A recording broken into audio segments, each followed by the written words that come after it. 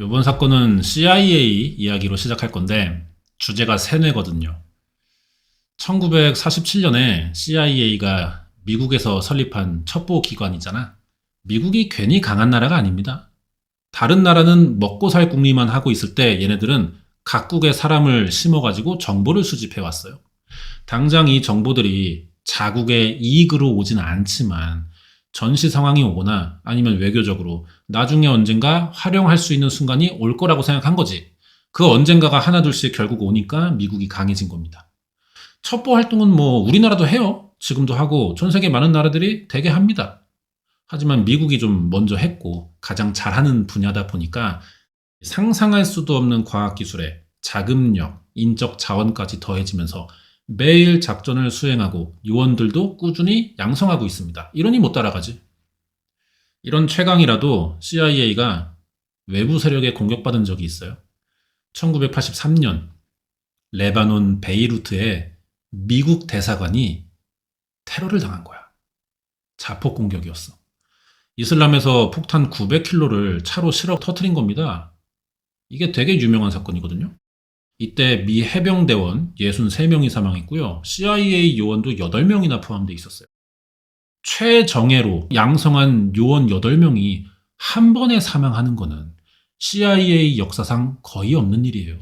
미국은 충격이 컸어요. 그거보다 더 열받는 건 자존심이 상한다는 거야. 그래서 같은 일을 또 당하지 않게 더 많은 준비를 하면서 요원들을 다시 키워냈지. 근데 2007년에 또 당해. 여기입니다. 남자가 이 사람이 요르단 사람이에요. 알랄바위라고 공부 잘해서 국비 장학생이 뽑힙니다. 그걸로 더 공부해서 이스탄불에 유학과 의대 진학했고요. 의사가 돼서 터키 여자랑 결혼했거든? 그러다가 GID라는 요르단 정보기관에 체포가 돼. 알랄바위가 이때 무슬림이 운영하는 병원에 일하면서 몰래 자기 블로그로 이슬람 활동을 부추기는 내용들을 올리고 있었대요. 이 동네가 종교 문제로 맨날 전쟁하잖아. 한마디로 요르단은 알랄바이가 튀르키예로 넘어간 스파이라고 생각한 건데 뭐 이게 사실인지는 모르겠지만 요르단의 회유로 다시 요르단 사람이 된 거예요. 이걸 계기로 아예 이슬람 극단주의 테러 조직을 상대하는 이중 스파이 활동을 시작합니다. 아프가니스탄에 가서 알카에다와 탈레반의 테러 조직 이 정보들을 수집하는 임무를 맡아. 그러다 2009년 12월 30일 알랄바이가 CIA 관계자를 만나서 꼭 전할 긴급 정보가 있대요. 알카에다의 2인자인 아이만 알자와히리의 행방을 알아냈다는 거야. 미국이 이 정보를 포기할 수 있어요? 바로 만나기로 합니다. 알랄바이는 아프가니스탄 동부에 있는 체프먼 공군 기지로 가요. 여기가 미국이 알카에다 핵심 인물들을 암살하기 위해 정보를 수집하고 있던 곳이거든. 그래서 만나가지고 이제 문 열고 기지로 들어가는데 폭발이 일어났어. 알랄바위가 지 몸에 폭탄 달고 가가지고 터트린 거야. 갑자기 왜 이래 얘? 얘는 이중 스파이가 아니고요. 삼중 스파이였어요. 튀르키예 사람인 척하고 요르단에 들어와 튀르키예 정보를 주는 이중 스파이처럼 활동했는데 사실은 그렇게 보이면서 미국을 공격하는 삼중 스파이였다는 거지. 이날 CIA 요원 6명이 사망했거든요. 이게 요르단에 이득이 되긴 하겠지만 알랄바이는 지가 죽는 일이잖아. 이래서 자기한테 남는 게 뭐냐는 거야. 얘가 원래는 팔렌스타인 난민 출신이에요. 1990년에 이라크가 쿠웨이트 침공하면서 전쟁 피해서 요르단에 갔던 거거든요.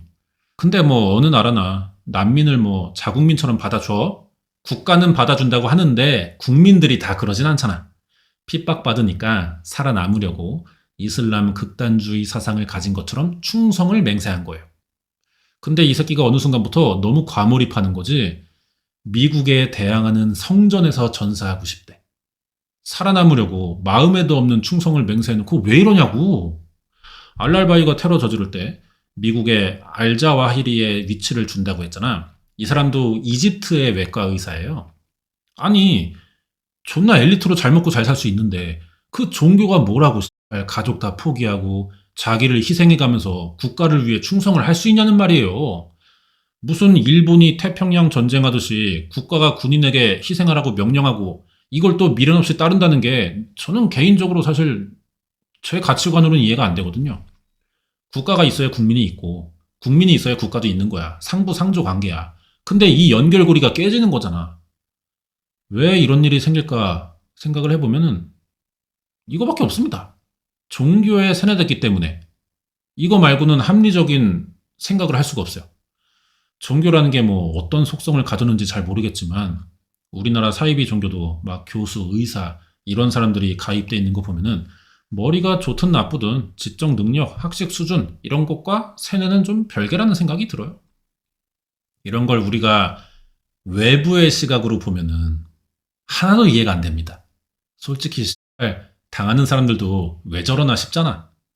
인간의 정신이 조작됐다고밖에 설명되지 않거든요. 어떻게 인간이 인간을 상대로 모든 걸 포기하게 만들 만큼 정신을 조작할 수 있냐는 거지. 진짜 신기하면서도 무서운 부분인데 이게 또 국가적인 사건을 예로 들어서 그렇지 작게 보면은 우리 주변에도 개 많습니다. 티 안 나게 상대방의 정신을 조작하려고 들어요. 이번에 그런 사건 하나 알아볼 건데 오프닝 너무 길었다. 그럼 문제인데 열심히 살던 사람을 아주 간단한 방식으로 엮어서 세뇌하고 마음대로 지가 써먹다 버렸습니다. 이게 어떻게 가능한지 한번 알아볼게요. 2005년 24, 5쯤 되던 료타라는 남자인데 사가현, 여기는 대마도랑 가장 가까운 지역이에요. 사가현의 키야마초라는 데서 술집 직원이야. 어느 날 야마모토 미유키라는 여자가 손님으로 왔대요. 둘이 보고 깜짝 놀랐어. 나치 이거? 료타가 자기랑 같은 중학교 2년 선배였던 거야. 찾아온 여자가. 료타가 입학할 때 아마 미유키가 3학년이었을 것 같아요. 어느 정도 알고 지내던 사이인데 뭐 졸업하면 볼 일 없잖아요. 그래서 연락이 끊겼었거든. 근데 이날 우연히 술집에서 만난 거지. 한 10년 만에 보는 거라 엄청 이야기를 많이 했대요. 이날부터 다시 가끔 보는 반 친구 사이가 됐고 1년 지납니다. 미유키가 술집에 자주 찾아오면서 료타 말고 다른 직원들까지도 좀 알고 지냈어요. 그러다 한 명이 술집 직원이 미유키한테 돈을 빌려. 근데 이 보증을 료타가 서줍니다. 벌써 조짐이 안 좋지. 이것도 이상한 게 다 알잖아요. 가족끼리도 보증 서주지 말라고 하잖아. 몇 년 일한 직장 동료라고 이걸 어떻게 막 해줘. 료타가 당연히 거절했지. 근데 미유키가 보증을 강요합니다. 네가 서래. 어쩔 수 없이 그래서 해줬어요. 예상대로 돈 빌린 새끼는 런쳤고 이 돈은 다 료타가 갚게 생겼다고 50만 엔 빌려줬어요.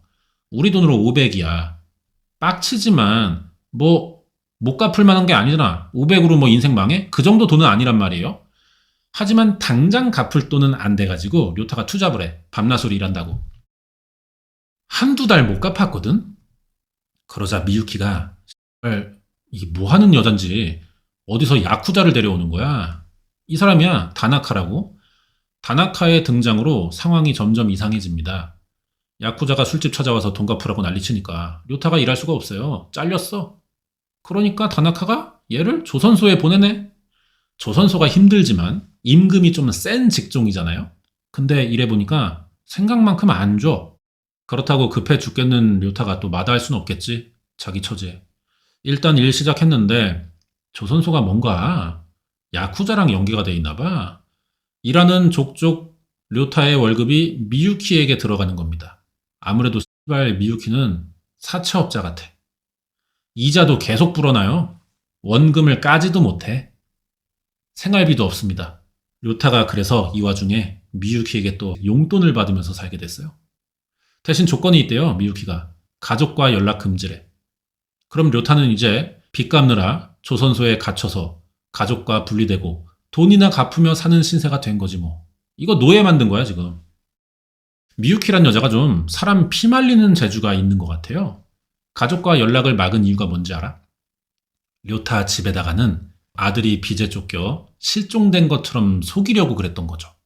얘네 가족한테 전화해서 료타가 제 돈 빌리고 도망갔는데 가족이 대신 갚아줘야겠어요. 양쪽에서 털어내고 있는 거야. 시작은 50만 엔이었지만 제발 4천만 엔이 순식간에 늘어났어요. 사실 미유키는 이거 이제 료타가 안 갚아도 돼. 정기적으로 료타의 월급이 들어오고 얘네 집에서도 받고 있잖아. 이미 원금은 다 받아내고도 남았거든요. 하지만 사채 보증 계약서가 있는 한 번에 이자랑 원금을 털지 못하면은 영원히 돈만 벌어다 주는 노예로 살게 된다는 거지. 이래서 법정 최고 이자율이라는 게 상한선이 정해져 있는 거예요. 일부는 원래 5%였는데 2017년에 3%로 내려갔습니다. 근데 몇 달 만에 빚이 100배에 늘었다는 거는 불법 사채인가 봐. 이 씨발 미유키 개년. 이년은 욕심이 끝도 없어요. 미유키 아니야. 료타 하나 감았으면 됐잖아. 료타 여동생입니다. 룸이라고 접근한 거야. 오빠가 빚 보증 서고 잠수 탔으니 네가 갚으라는 거지. 삼중으로 뜯으려고. 루미가 이걸 믿을 수밖에 없어요. 일단 사채 계약서 있잖아. 그리고 료타랑 연락 안 되니까 실종됐다고 믿은 거지. 이렇게 말하고 미유키가 가면은 다음에 다나카가 나타나요. 료타의 돈 갚지 않으면 니네 부모에게 찾아가겠다. 25살짜리 여자애가 야쿠자 협박을 어떻게 버텨. 결국 자기가 감당하는 수밖에 없다고 생각하는 거지. 이미 사건이 커질 대로 커졌지만요. 여기서 더 커집니다. 루미가 남친이 있어요. 여기 코우하타 유라는 남자인데 이 당시에 결혼했었거든. 코우하타 입장에서는 사기 결혼이라고 주장할 만해. 사채빚 있는 여잔 줄 모르고 결혼했으니까. 하지만 이 사실을 모릅니다. 루미가 말 못하지. 그동안 일하면서 남편 몰래 미유키에게 돈을 보내고 있었는데 이제 애도 낳았어요. 생활비가 너무 모자르니까 부부싸움이 시작됩니다. 이게 2019년 2월쯤이에요. 료타가 조선소 노예된 지 13년째라고. 루미가 돈 갚다가 정신이 나갈 것 같은지 스트레스를 풀러 다니기 시작합니다. 근데 하필 호빠를 다녀. 일본 호빠 얘기를 잠깐 하자면은 진짜 웬만해서 못 다니거든요. 동네 부동산 부자 아줌마들도 금방 재산 탕진해요. 얘가 여길 왜 가냐 진짜. 조금만 순진해 보이면 등 처먹을 생각만 하고 술도 비싸. 참이슬을 예로 들면은 편의점에서 한 2,000원쯤 하잖아요. 근데 술집에 가서 먹으면은 아무리 싸야 5,000원 이상이잖아. 호빠는 더해. 이게 막 몇십 배 이상 뛴다고. 참이슬을 호빠에서는 100만 원 주고 먹어야 돼요. 다 그러진 않겠지만 진짜 악질이거나 뭐 좀 유명한 인플루언서 호빠 이런 데 가면은 이렇다는 거지. 루미는 하필 제일 비싼 데 갔나 봐.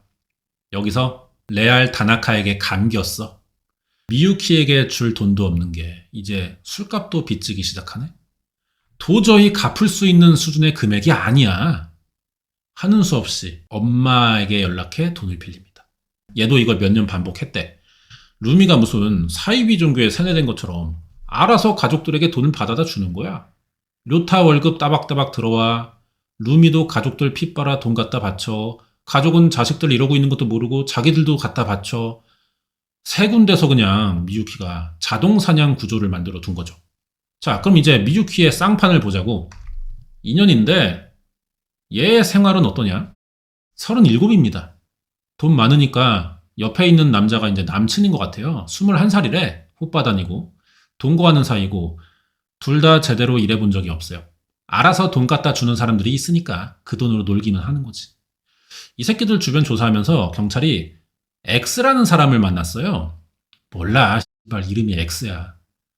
미유키랑 호빠남이 서로를 이용하는 관계였다는데 둘이 사귀면서 뭐 지들 나름대로 비즈니스 파트너처럼 생각했다는 건가 봐. 사실 이것도 뭔 소린지 모르겠고요.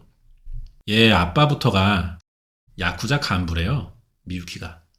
아빠가 자식을 보통 딸처럼 키우긴 했는데 야쿠자 삼촌들이 막 집에 드나들 거 아니에요. 이런 거 보면서 어린 나이에 조폭들에 대한 거부감이 전혀 없었고 이 삼촌 새끼들이 또 뭐 이쁘다면서 용돈도 주겠죠. 그리고 자기들끼리 떠드는 얘기 어떻게 건너듣다가 힘의 논리라는 걸 이해하게 됐어요. 자연스럽게 학교 다니면서 양아치가 됐어. 근데 야쿠자는 얘가 아니라 얘 아빠잖아. 아빠가 무서운 거지 미유키가 무서운 건 아니란 말이에요. 아무리 양아치처럼 막 나가도 얘 자체는 좀 뭔가 일진 느낌은 안 난다는 거지. 그러고 싶어 하는데. 그러니까 애들 눈에 아빠 백은 무섭지만 얘 자체는 젖밥 같으니까 뒤돌아서 무시하고 은근히 안 끼워주고 은따 같은 느낌이 있었대요. 미유키도 대충 눈치가 있으니까 이걸 알아. 일부러 그래서 우리 아빠 야쿠자임 떠들고 다녀요. 자기가 센 것처럼 보이려고 한 건데 그래도 학교에는 정말 많은 친구들이 있습니다. 얘 이상 또라이가 많아. 진짜 정신 내려놓고 노는 그 혼수 상태 친구들. 얘네한테 두드려 맞고 삥을 좀 뜯겨요. 얘는 맞고 살기 싫으니까 아빠 지갑에서 돈 꺼내다가 갖다 줬어. 셔틀을 했거든? 이걸 또 아빠한테 들켜가지고. 결국은 아빠가 학폭을 해결해 줬는데 학교는 그런다고 끝나지 않아요. 애들이 그냥 미유키 볼 때마다 비응신 취급을 하는 거야. 이런 경험이 쌓이면서 안 그래도 이상한 애가 쪽팔리니까 학교를 안 가기 시작합니다. 여기까지가 중학교 때 일이고요. 고등학교 대신 미용사 되고 싶다고 미용학원 들어갔어요. 그러면서 집도 나와 자취를 하는데 학교도 금방 그만둬. 혼자 뭐 했는지 이 다음부터는 알려져 있지 않아요. 가족이랑 연락도 안 하고 있다가 어느 날 갑자기 고향을 찾아왔대. 애가 생겨가지고 남자 데리고. 애 낳고 1년 뒤 이번엔 가출합니다. 그리고는 집에 다시 돌아오지 않았어요. 애는 부모도 아니고 할아버지 할머니가 키웠대. 고향 떠나더니 그리고 나서 갑자기 소문이 들려옵니다. 무슨 유흥가에서 얘가 갑자기 여제라고 불린대. 엄청 화려하대. 집안 도움도 없이 가진 거 하나 없고 어떻게 된 거냐 얘가. 아빠를 좀 팔았어. 그러면서 호빠 들락거리다 보니까 야쿠자들이랑도 좀 친해질 거 아니에요. 이 백으로 남들 삥을 뜯고 다닌 겁니다. 학교 다닐 때 지가 당한 걸 그대로 써먹고 있는 거야. 아까 말한 X라는 새끼는 미유키가 허영심이 강하고 주위 사람들한테 자기 칭찬을 좀 유도했대요. 화법이. 맨날 명품도 두르고 SNS로 자랑질도 많이 했는데 사실 아무리 삥을 뜯어도 이렇게 못합니다. 이 정도로 명품을 두를 수 있는 건 애초에 명품이 아니야. 그 정도로 비싸. 다 가짜였어요. 사람들이 여제 이지를 하지만 사실 별로 대단한 거 없이 살던 년이었고 그러다 우연히 술집에 들어갔는데 중학교 동창인 료타를 만나게 됐던 거고 료타네 가족 말고도 이미 착취하던 사람들이 있었어요. 주로 호빠에 빠진 여자들이었고 그중 한 명이 이 사카이 미나코라는 여잔데 병원에서 진료 접수받는 일을 했대. 그러다 퇴근하면은 바로 이제 치마 짧은 거 갈아입고 호빠 가서 놀다가 집에 들어가고 매번 이런 식이었다는 거지. 그러다 이제 호빠계의 여제라는 미유키 눈에 띈 거야. 워낙에 자주 오니까 돈 많은 줄 알고 감아보기로 한 거예요. 알고 보니 그지였네. 하지만 상관없어. 짜내면 다 나온다는 마인드야 미유키가. 미나코의 약점을 공략합니다. 병원에서 일하지만 의사 간호사는 아니니까 호빠 다니기가 사실 무리거든요. 그래서 지도 투잡으로 술집에 나가고 있었어요. 미유키도 매일 호빠 다니고 아빠가 야쿠자 간부니까 일부러 라인 타보고 싶어서 친해지고 싶어하는 건달들 많단 말이야. 그러다 보니 이 바닥에 소문이 빠삭해요. 미나코에게 술집 나가는 거 어떻게 알아내가지고 찾아갔어. 너 집에다 알리겠다. 협박합니다. 여기에 미나코는 바로 수긍하고 미유키의 개가 되죠. 그 다음에 뭘 하냐? 그날부터 미나코를 지네 집에 데려다가 키우기 시작해요. 너의 생활을 감독한다면서 세뇌하고 노예화 시키는 거지. 일단 세뇌 작업은 이게 첫 번째입니다. 씻는 거, 먹는 거, 싸는 거를 제한해요. 허락 받고 내가 하라고 그럴 때까지 참아야 돼. 그러다가 밤만 되면 미나코 데리고 또 호빠를 가. 잘 노는 방법, 여러 가지 술자리 개인기 이런 기술들을 알려줘요. 그러면서 놀다가 돈은 또 지가 안 내. 집 생활비, 술값 다 미나코가 감당합니다. 이걸 몇 달 반복하면은 미나코는 그냥 알그지야. 반항 한번 못 해보고 지금 빚만 늘어나고 있는 거지. 이 과정에서 제일 특이한 건요. 방금 말한 식사 제한인데 사이비 종교부터 해서 누군가를 감금하고 세뇌시킬 때 이 방법 진짜 많이 써요. 1단계예요 이게. 그 다음에 이제 자식들 볼모로 삼거나 그렇게 가는 거지. 안 먹여서 사람 신체 기능 떨어뜨리고 의지력을 약하게 만들어서 나한테 기대도록 복종하도록 만드는 작업이란 말이야. 근데 미유키는 반대로 합니다. 존나 먹여. 음랜디를 해. 다 먹으래. 살을 찌우려고 그래요. 미나코 몸무게가 120까지 늘어났어요. 아니 대체 왜 돈 뜯으려고 데려온 사람인데 사주고 있냐? 이 일본이라는 나라는 취향이 다양합니다. 뚱뚱한 여자만 나오는 전문 술집에서 일을 시키려고 한 거야. 그래서 이제 호빠 데려가서 개인기 알려주고 그런 거지. 이게요, 웬만큼 쪄선 안 돼요. 100kg는 나가야 지명이 된대. 이런 데가 일본엔 있더라고. 근데 문제는 미나코가 부정맥이 있어요. 살을 이 정도로 찌우면 의사가 죽는다고 경고까지 했어. 근데 미유키가 그런 거 신경 쓰겠냐? 더 먹여 계속. 결국 신부전으로 죽습니다. 돈을 벌지도 못하고 죽었으니 미유키의 계획은 실패잖아요. 아니? 이걸 일부러 노린 것 같기도 해. 사망 2주 전에 미나코가 결혼했대. 이때 사망보험금 같이 들었더라고. 수익자를 제 이름으로 돌려놨겠지. 진짜 가진 거 다 빨리 다 죽은 거야. 병원 실려가도 뭐 폭행의 흔적 이런 거 없잖아요. 누가 강제로 협박해서 밥 먹였다고 진술해줄 사람도 없으니 이때는 이걸 살인으로 볼 방법이 없는 거지. 자, 그러면은 미유키는 왜 어쩌다 이런 미친년으로 살기 시작한 거냐? 보면은 어릴 때 학교에서 당한 일 때문인 것 같지만 나중에 그 당시의 경험을 활용한 범죄 수법이었고요. 시작은 이 전 남편 때문인 것 같아요. 갑자기 애가 생겼잖아. 준비가 안 된 상태였고 책임질 생각도 없던 것 같아. 할아버지 할머니에게 애를 버리다시피 맡기고 도망은 갔는데 먹고 살 수단이 자기도 없으니까 야쿠자 아빠 영향도 있겠다. 유흥가에서 사람 등쳐먹을 궁리를 한 거죠. 이게 젊을 때 미유키. 얘 전 남편 이름도 다나카예요. 애 생기기 전부터 이 짓에 발을 들인 건데 이게 전 남편인 다나카 때문이라고 합니다. 결혼을 했는데 이 남편 새끼도 뭐 능력이 없어요. 생활비 없으니까 둘이 범죄를 계획하는데 그게 바로 이 미유키의 전 남친들을 등쳐먹기로 하는 겁니다. 남편이 지 친구들 끌고 그냥 찾아가서 두들겨 패요. 뭐 연락해서 만나자 이런 게 없어. 일단 찾아가서 패고 보는 거야. 근데 이게 진짜 사람 다루는데 효과가 좋거든요. 일단 한 10분 둘러싸서 두들겨 패고 뭐 존나 아픈 것도 문제지만 사람이 이렇게 맞으면은 얼이 빠집니다. 그러니까 당장 맞기 싫어서 얼떨결에 다 들어준다고 해. 사실 이것도 미유키에게 전 남편이 속아서 저지른 일입니다. 인연이 돈 빌려주고 못 받았다고 거짓말해서 전 남편이 받으러 갔던 거예요. 전 남친들은 당연히 그런 적 없다고만 하겠지. 그럼 계속 때려. 미유키도 옆에서 담배 피다가 뭐 담배빵 놓고 간간히 돕고 이러다 보면 사람들이 맞기가 싫어서 없는 일도 그렇다고 합니다. 돈을 주게 돼. 이렇게 수백만 엔을 갈취했어요. 전 남편이 어떤 사람인지 정확히 알려진 건 없는데 좀 복잡한 새끼긴 해. 10대에 미유키랑 결혼했고 애가 생기자 부부가 미유키 고향으로 내려간 건데 이때 미유키 아빠가 얘 전 남편을 야쿠자로 스카우트해 간 거야. 그래서 부부가 떨어져 살았고 미유키는 혼자 힘드니까 애 버리고 도망간 거지. 다나카가 그 뒤로 결혼을 3번 했대요. 4번째 결혼해서 애 둘 낳았고 아내는 또 애 하나 있는 재혼이라 자식 셋이 생긴 거지. 얘 아내도 이상한 게 뭐 좋아서 결혼했겠지만 애 셋은 아무나 못 키우거든요. 아내가 힘들다고 도망갔어.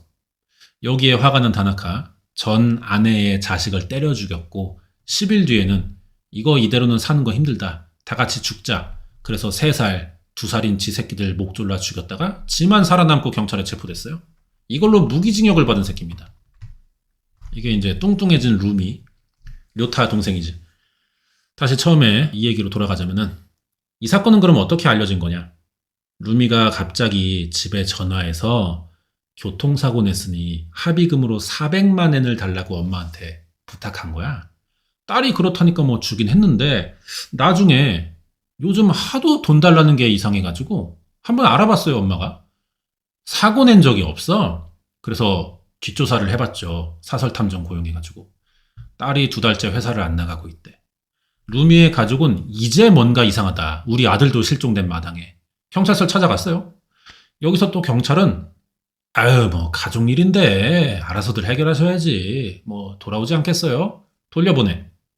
가정불화라고 생각했나봐. 왜냐면 아무 증거가 없으니까. 11개월간 11번 경찰서를 찾아갔는데 이런 일로는 수사 못 해준다는 거지. 미유키는 루미 집안도 계속 눈치를 보고 있잖아. 돈을 정기적으로 받으니까. 뭔가 이상하다는 걸 눈치챘나봐. 루미를 가족과 더 분리시키려고 다른 지역에 이사했고요. 남편과도 떨어뜨려 놓습니다. 그럼 여기서 루미의 남편, 이 여자 남편, 씨발 뭐 하고 있냐? 이렇게 생각할 수 있는데 이 사람 직업이 또 장거리 트럭 운전수예요. 집에 들어오는 날이 적어. 그리고 뭐 부부간의 대화도 별로 없으니까 아내가 집에 없어도 그러려니 했나봐. 루미의 가족은 경찰이 움직일 정도의 증거를 찾기 위해 자체적으로 조사를 했어요. 2019년 8월, 루미 여동생이 미유키의 아파트를 알아냅니다. 3남매거든. 막내가 알아낸 거지. 집 앞에서 기다렸어. 루미 차가 집 앞에 들어오더라고. 옆자리에 여자가 같이 있었는데 이게 미유키야. 동생이 가서 언니한테 어떻게 된 일이냐 물어보니까 루미가 미유키랑 이야기를 하래요. 친동생을 얼마 만에 만난 건지도 모르겠는데 대화를 피해. 당연히 미유키도 뭐 아무 말 안 해주지. 찾아오지 말라면서 승질만 내고 가. 그렇다고 이거 쫓아서 따라 들어갈 수는 없어요. 경찰 신고하면은 루미 동생이 무단 침입이 됩니다. 루미가 성인이잖아. 그래서 세뇌당했다, 협박당해 끌려다니는 중이다. 이 증거가 없으면은 어떻게 못하는 거예요. 개인의 선택이라고 보기 때문에. 그 이야기, 나는 끌려다니고 있다, 협박당하고 있다. 이거는 루미의 입에서만 나와야 하는데 얘가 말을 안 하잖아. 그러니까 가족은 미치겠는 거죠. 미유키는 미나코에게 했던 것처럼 루미도 식폭행으로 살을 찌웠어요. 또 돼지 술집 보내는 거야. 씻지도 못하게 하고 옷도 못 갈아입어. 일부러 더럽게 해요. 하도 스트레스를 주니까 얘가 참지 못하고 그냥 바닥에 싸거든? 그럼 미유키는 또 지남친이랑 보고 막 낄낄거리고 수치심을 주는 거지. 결국 루미 남편이 경찰에 신고합니다. 근데 경찰이 아니 이 새끼들은 일을 안 하냐? 신고할 때 미유키 협박 전화를 녹음해 갔거든요. 근데 경찰은 이게 협박성이 없어 보인다고 신고를 안 받아줘요. 미유키가 뭐 기술적으로 말을 잘 했겠죠. 미유키가 경찰이랑도 뭔가 관계가 있는 건지 신고 내용을 알았어. 그럼 또 루미에게 보복해요. 때리고 라이터로 지지고 이러다 루미도 죽는 건 시간 문제 같다고. 하지만 미유키 같은 애들이 또 이런 말을 많이 합니다. 야, 사람 그렇게 쉽게 안 죽는다. 너 마른 오징어에서 물 나오는 거 보여줘? 술집 보낸 루미에게 계속 월급을 뜯고 가족에게도 받아내고 도저히 얘가 몸이 못 버티겠으니까 루미가 죽으려고 한 건지 미유키랑 호빠 놀러 갔다가 갑자기 독한 양주를 원샷 때리는 거야, 한 병을. 여기에 미유키가 화가 나서, 화가 난 이유는 자기 돈줄인데 죽을까봐겠죠. 마이크랑 주먹으로 막 때려요. 호빠남 함부로 껴안았다고 또 때리고. 씨발 이러면 왜 데려가? 그러려고 가는 곳인데 뭐 지 술값만 대라는 거야? 이런 날이 가끔 있었는데 그럼 술집에서 안 끝나. 집에 와서도 밤새 때린다고. 결국 루미가 맞아서 죽습니다. 이때 미유키가 41, 루미는 36이었어요. 2019년 10월 20일 새벽 3시 미유키가 또 루미 때리고 호빠를 가요. 남자를 셋이나 끼고 술을 처먹고 있는데 남친한테 전화가 왔어. 루미가 집에 와보니 숨을 안 쉰대. 그래서 미유키가 당장 집에 와가지고 그 X 남친 불러가지고 얘 시체 이거 어떡할지 말을 맞춰요. 일단 급사처럼 보이고 싶었나봐. 119 불러서 병원 가더라고. 사망 원인이 하반신 타박상에 의한 외상성 쇼크로 나온 거야. 우리나라도 조선시대에 뭐 곤장 맞다가 죽는 일들이 있었다고 하잖아요. 그걸로 죽은 거예요. 미유키는 자폭한 거죠. 신부전으로 죽었을 거라고 또 생각했나 봐. 지 생각대로면 이건 미제로 끝나는 건데 외상성 쇼크가 나왔으니까 그동안 데리고 살던 지한테 모든 책임이 돌아갈 수밖에 없잖아요. 남친이랑 상해치사로 체포됐어요. 재판이야 이제. 미유키와 남친은 서로 죄를 뒤집어 씌웁니다. 저 새끼 나쁜 새끼예요. 이 소리만 해. 자기는 무죄래. 하지만 뒤늦게 피해자 가족의 경찰 신고가 확인되면서 범죄 정황은 충분해 보였고 호빠에서도 그동안 미유키가 얼마나 개진상 떨고 루미를 쥐잡들이 했는지 증언해줄 거 아니야. 솔직히 짜증났거든 얘. 그래서 혐의가 입증됐어요.